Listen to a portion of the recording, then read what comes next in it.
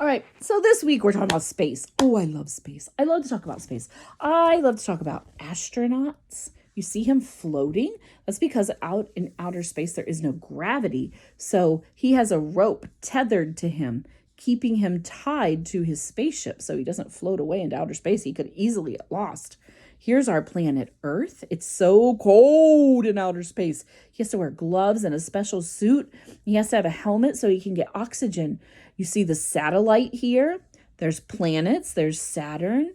There are comets and meteors. Here's the sun. The sun never moves. Now, this book, we're not going to read this book. I'm just going to go through and show you some pictures from this book because it's way too long to read and it would get boring. So, there, look at that.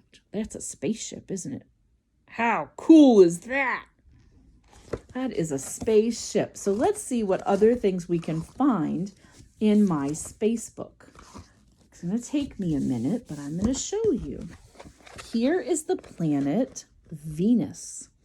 This is the planet we live on. We live on Earth. And you can see there is an astronaut floating again, because when you're in outer space, you float.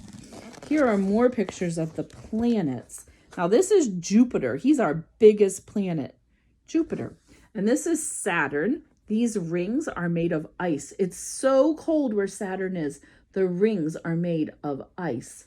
You have Neptune all the way out here. He's so far from the sun. The sun's way over here. Neptune is all the way over here. And he's not very big. He's not very big. Then this, oh, they don't even have him on there anymore. There's Neptune. Pluto has become a dwarf planet, although now they're talking about making him another planet. I don't know. I don't understand it. This is the sun. So this is the part of the sun that we see, but all the way in here, it's very, very hot. It's the core. It's the super hot. It is so hot that if you touched it, you'd fall apart.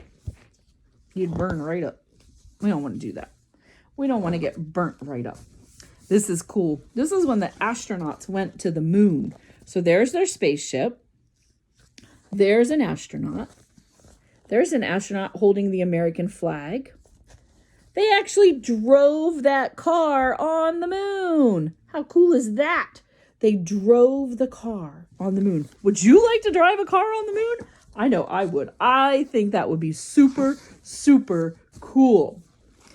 Few years ago, they had a mission to go to Mars, and they sent the rover over to Mars, and there he is taking pictures of Mars. So we have something there taking pictures. He hasn't found life yet. He did find signs of potential water, but he has not found life on there yet. Let's see. Again, we talked about Jupiter, and here is big old Jupiter, and Jupiter has a big red spot. You can see that. That's what Jupiter's famous for. That and the number of moons. I think he has 8 moons. Let me see. I can't remember how many moons he has. It doesn't tell me. The red spot is a storm. It's a storm. The farthest planets from the sun are Saturn, Uranus, and Neptune. They're the furthest. And you can see they all have rings of ice around them.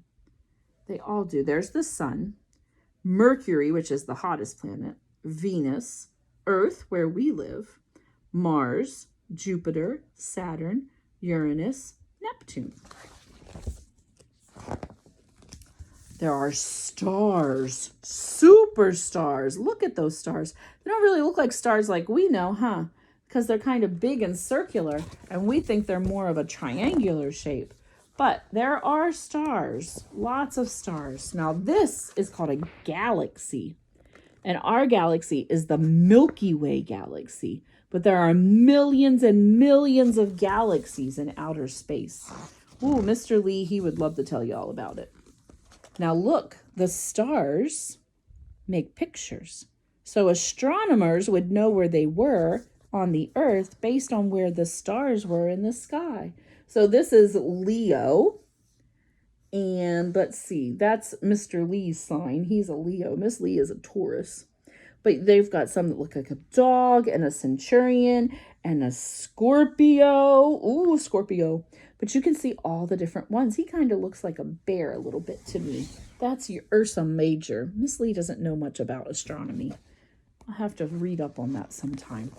But astronomers use big telescopes, big giant telescopes, so that they can look into outer space. Actually, if any moms or dads are interested, Pat Prokop from WTOC, he's a big astronomer, and he has a Facebook page where he keeps track, and he actually has pictures that he's taken with his high-powered telescopes that you could see to explore with. So that's pretty cool.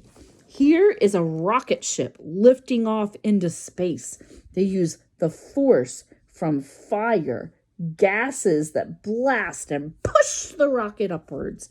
And of course, we all know they say 10, 9, 8, 7, 6, 5, 4, 3, 2, 1, blast off! And that's when they go shooting up into the air. Now, astronauts go into outer space not just to float around. They actually have work to do. So this astronaut is working on a science project.